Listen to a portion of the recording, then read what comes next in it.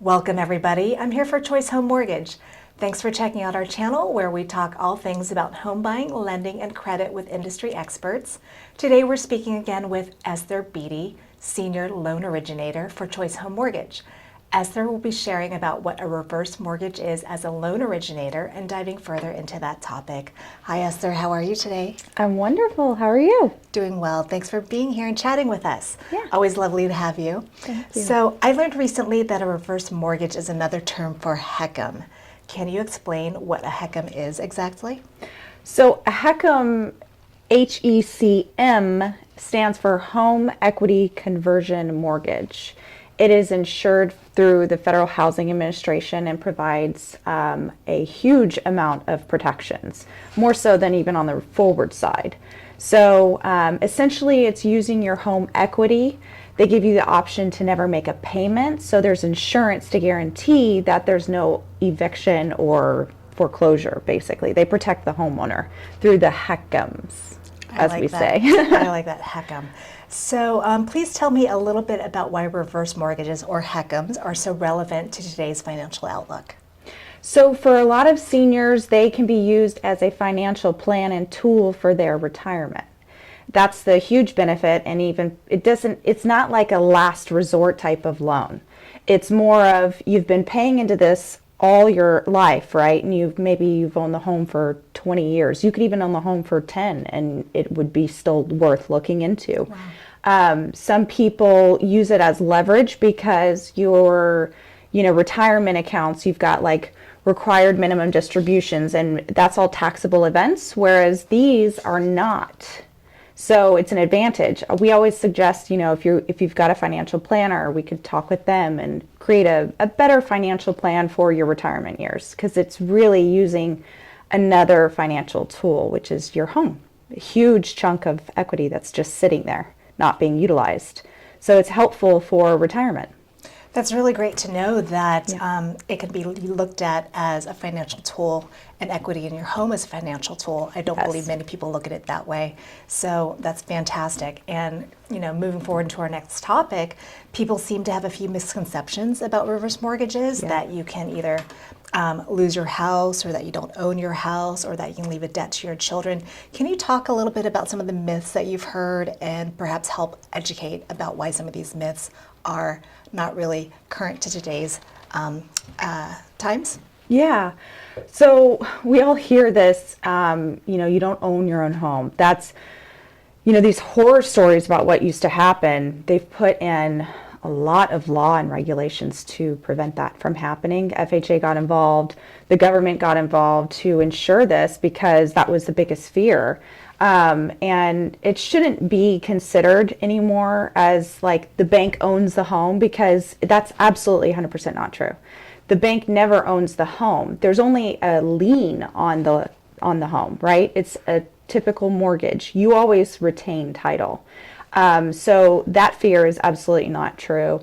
Another one that they often talk about is the lender can evict you, right? That's not true. The lender can never evict you if you were to outlive your expectancy of your life, which is written into the loan.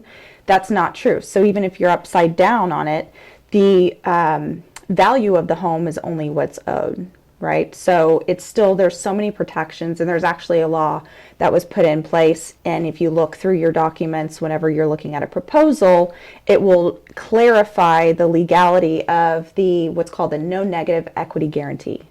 So those laws are put into protection for the specific reason, as well as the other one they say is you don't own your own free and clear. It's the same thing as when you're talking about if you don't own your own home. That's absolutely not true, because if you have a balance on a mortgage and you have enough equity, then you can, use to pay off the balance of that mortgage. So if you're in a forward, right, let's just talk an example. So say you owe $90,000 left on the balance of the mortgage, but your value is, call it $600. That mortgage balance would be paid off through the loan, and then you would just use your equity, whatever is the principal limit, to then start the new loan. But it becomes a whole new loan. As long as you have enough equity, you can, get the reverse mortgage.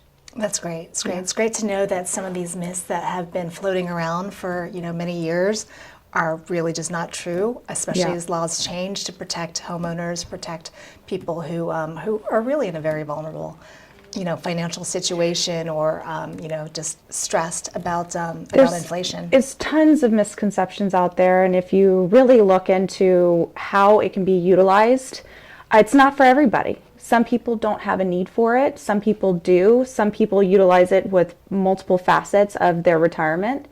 You have to look at it as a financial tool. It's more than just one size fits all kind of thing, because each person's financial plan and their retirement set aside that they have in multiple, if they're living off of investments or stocks, bonds, 401ks, pensions, all those things are a consideration, along with this also big chunk of equity, which is their home. So understanding that, and as a loan officer, what we're there for is to have this conversation to help understand, how could this benefit you? Does this make sense for you? Would it ease your situation?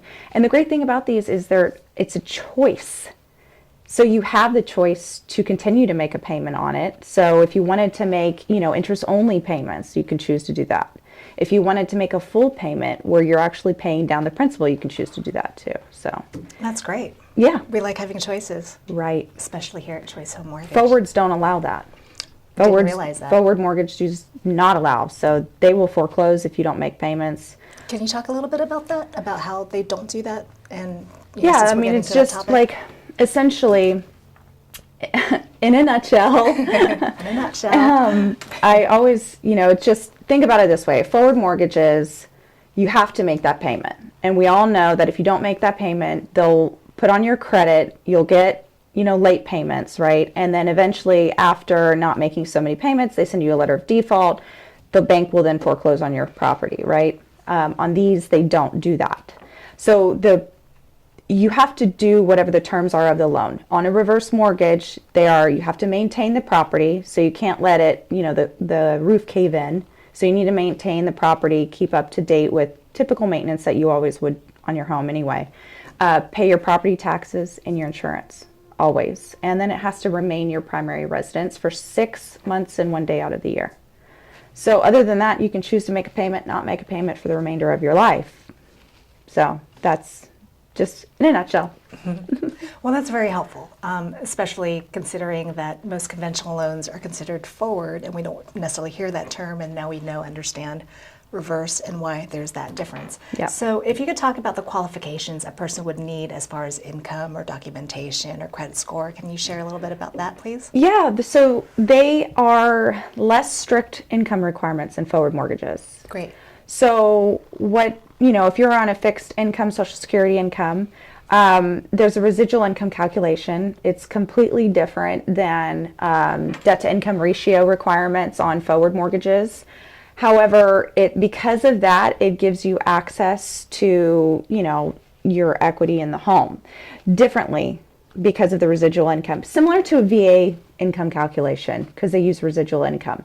So, obviously your utilities on the property taxes, your insurance, and then whatever your calculation of say you're getting pension, Social Security, or just Social Security, we can, after plugging into the numbers and making sure everything correlates and works, typically you can still get, approved. Great. So let's just say I were interested in getting a reverse mortgage and I wanted to call you and talk to you about it. What can I expect during our conversation about it? And of course, everybody's financial outlook is different, but what are some general expectations that you can share? General expectations are, I really want to understand where they're coming from. Are they just interested in not making a payment for the remainder of their life? Mm-hmm. What is their goal long term with it as a financial tool? So understanding all those things in correlation to our conversation, income is a factor because, it may be presenting to itself that you don't qualify for a forward to pull the cash out if you're needing cash, right? That could be another objective. You want a line of credit, or you want just a closed-end product because you want access to all this money that you have in your home. So understanding from here to here to here on what the plan is or what your thoughts are, that's where I come in, trying to help assist in understanding how would this best benefit you long term, and if it's something that makes sense for you in your long term financial plan, because we really need to take it as a financial plan.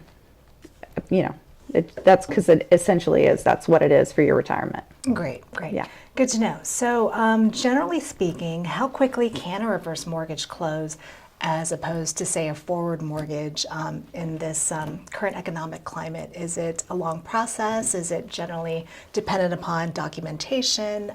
Any sort of general thoughts you can share? Yeah, we always say with these, it's a little bit longer, just because in the very beginning, when, say for instance, you get a proposal, the very first step you have to do, regardless, as a protection to the client, is for their own protection, they have to go through what's called counseling. And the counselor is there as a, non-biased third party, specifically there for the protection of the client who would be taking the counseling. They take their proposal to the counselor session, and the counselor will be there to go over the terms of the loan, answer any questions for them, and that's specifically separate from us. So once they decide which program they're going to go with, then, I would say after that there's a cooling off of 7 days. So normally the very beginning it takes a little bit of time just to get in the door to counseling, which is dependent upon the company's time frame for the counseling sessions. And then also the cooling off 7 days. So I would say 45 to 60.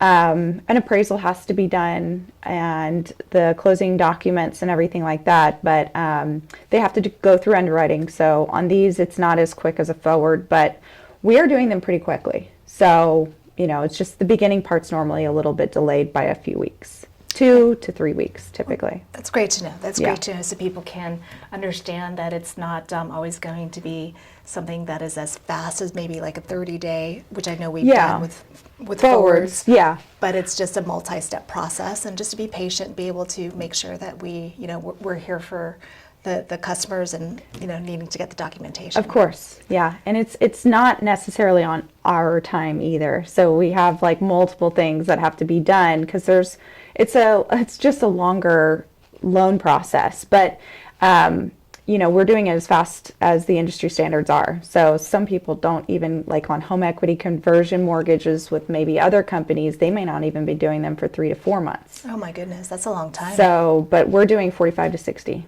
Oh, that's great. Yeah. That's a great track record. Yeah. So this has all been very helpful.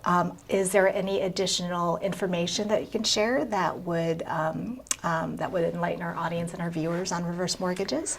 I would just say look at it as a financial tool.